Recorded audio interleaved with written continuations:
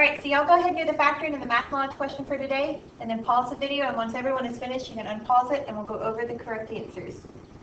So this factoring is going to be set up as x squared minus 5 times x squared plus 3.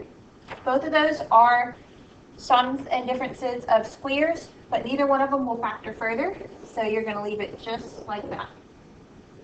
For the math knowledge question, we're looking for the coordinates of y here. Well, we'll start with the y part of the coordinate. It went up here the same amount that the y coordinate went up for the x point. So the y coordinate for that y point is going to be b. That's what that one is. So that means that we can eliminate a, b, and d.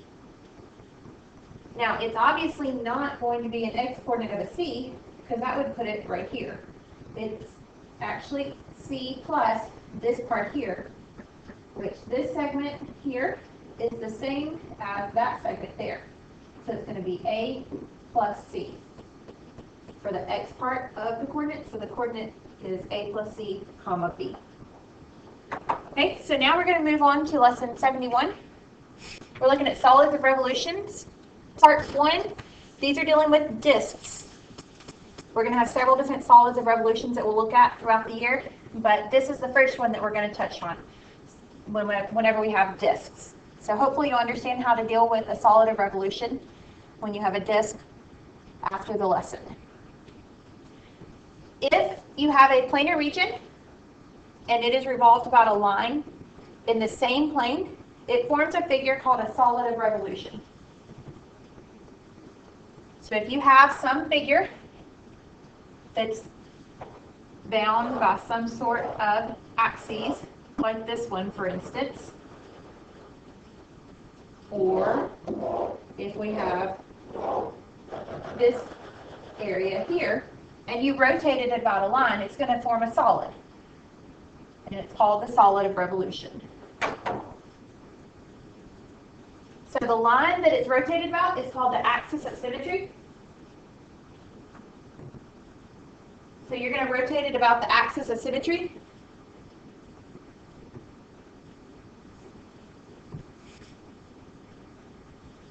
So you're going to have a planar region, and they just have some random figure, and it's going from x equals a to x equals b, and they rotate it about a horizontal axis of revolution, and it creates the figure that you see on the right. The way that you're going to use calculus to find the volume of that figure on the right is with this formula right here. The volume is integration from a to b, and then you're going to say pi times f of x squared. This is basically pi r squared, where your radius is the length from the axis of symmetry to the edge of the function. And so that's why it's actually your f of x that you square, because as you go down your function, your radius actually changes, and it changes because of where the function actually is. So you definitely want to know that formula. You integrate from a to b, pi f of x squared.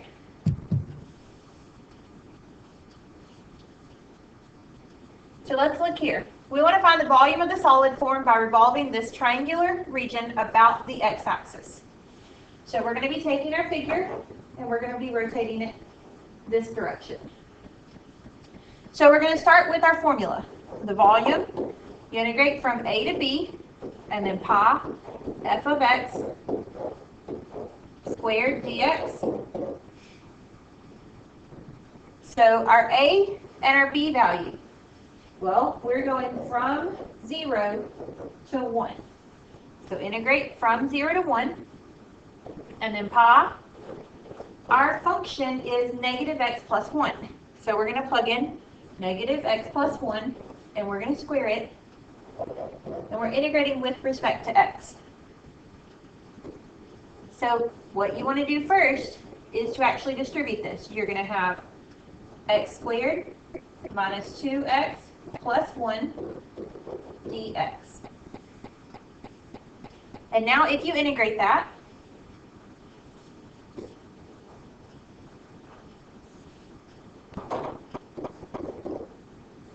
we're going to have 1/3 x cubed minus x squared plus x from 1 to 0.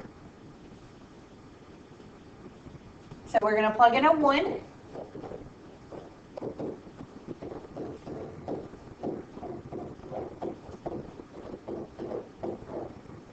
And all of this is getting multiplied by pi.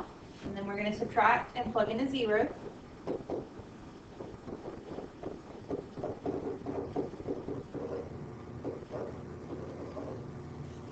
And now we just simplify it. So we have pi 1/3 minus 1 plus 1. And then the rest of that is going to go to a 0. So we really just have 1/3 pi. And then it's volume, so you have units cubed. So that's how you would find the volume of this figure. Now, think about what shape this would actually make if you rotated it about the x-axis. If you were thinking about it, hopefully you're coming up with the fact that it would make a cone. The volume for a cone, 1/3 area of the base, power squared, times your height. The area of the base, we need the radius. Well, the radius here is going to be a 1, so 1 squared. And then the height here is also a 1. And so that volume is 1/3 pi. And so that kind of helps you hopefully see how the calculus would work. But that is the formula for a cone, and we verified it using our calculus. Now you're not going to just be able to look at it and go, oh, that's a cone, so I can use my volume formula for a cone, because they're going to give you strange shapes sometimes. So you want to definitely make sure you understand how it works using the calculus method. Alrighty, so let's look at another example. We want to find the volume of the solid formed by revolving about the x-axis, the region bounded by the graph of y equals e to the x equals 0, and x equals 1, and then also the x-axis. So it's going to be bounded all of this area here. So we're going to start with our formula. The volume, you're going to integrate. Well, we're going to go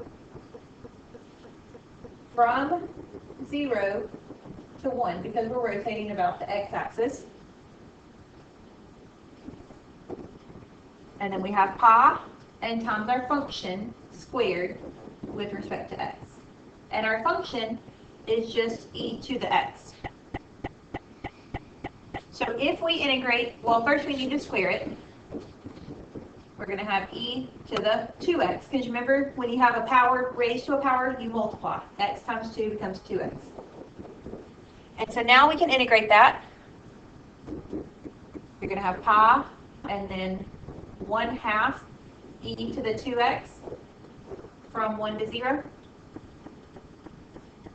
And if you plug in your values, you have 1/2 e to the 2 minus 1/2 e to the 0.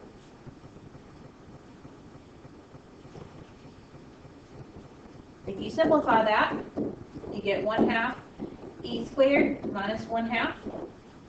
And I am fine if you want to leave it just like that. You can factor out a 1/2 and have e squared minus 1 if you like. Either one of these are acceptable. Just make sure to put units cubed behind your answer because you are dealing with volume. So that would be one way to do that one. Either answer works for me. Looking at the next one. They didn't give us a picture here, so you may want to graph it. We have the volume of a solid formed by rotating about the y-axis in the first quadrant region that's bounded by the line y equals 3, y equals x squared, and the y-axis. I think it's helpful to go ahead and do a quick graph.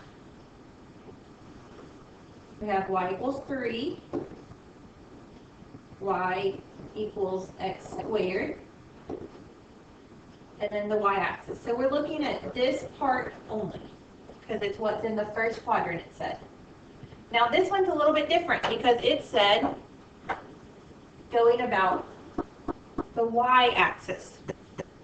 So since it's going about the y-axis, you need to make your volume formula with respect to y instead of with respect to x.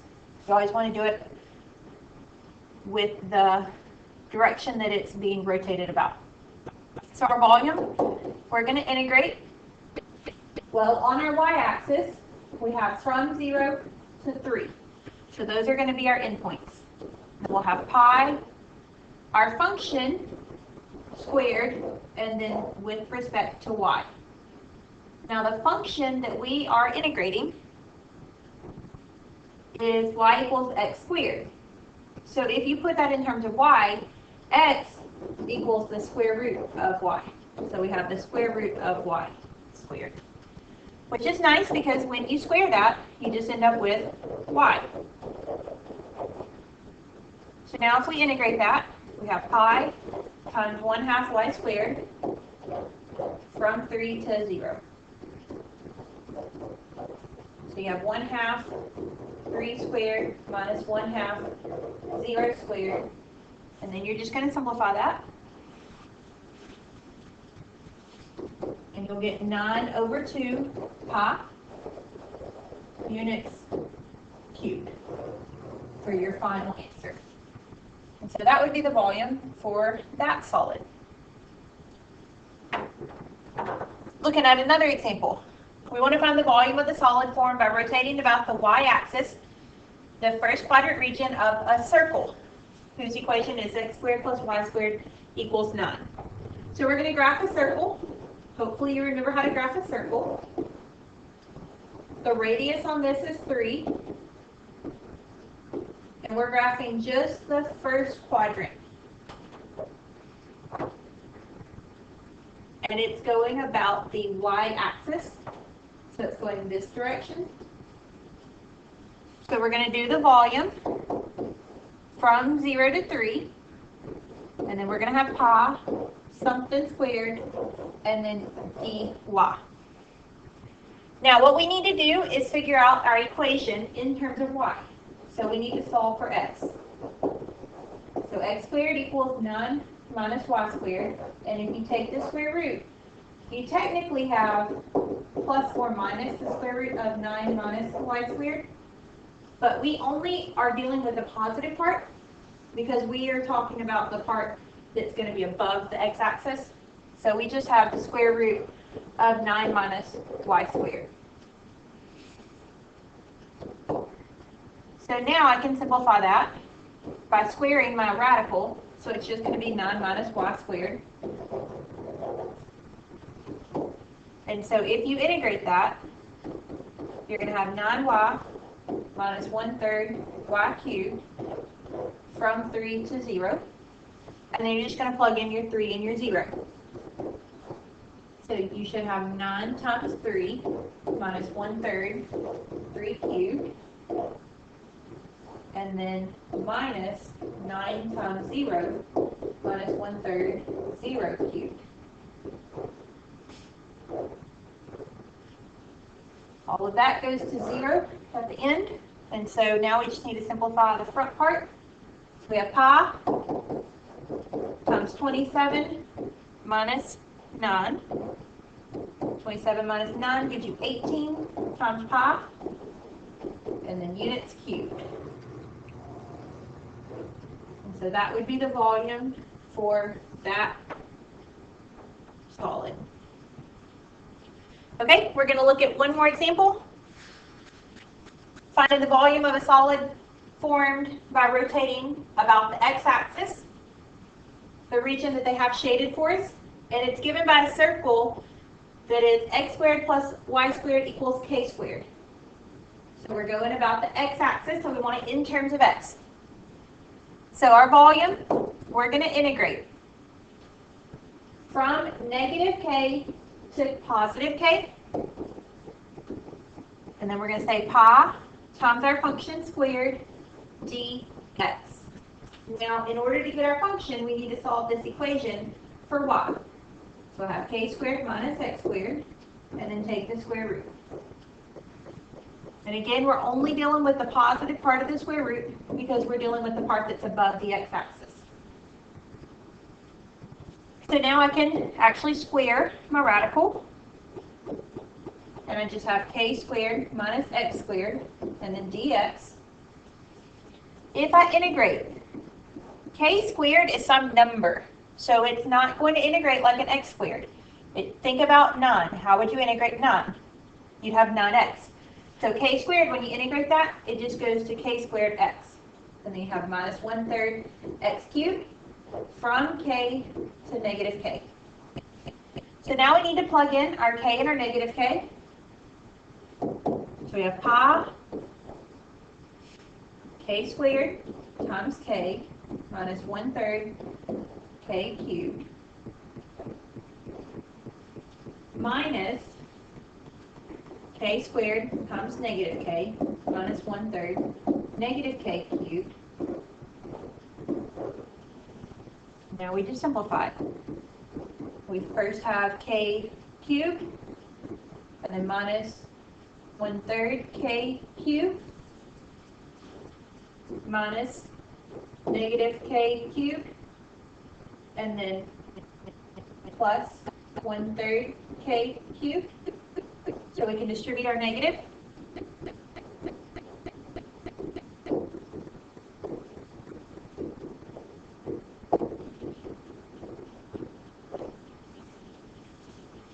So we have, you can make this a 3/3 and a 3/3 here. So we have 3 plus 3 minus 1 and minus 1. That's going to give you 4/3. And then we have a pi and a k cubed. And then our volume is units cubed. And so that would be the volume of that figure.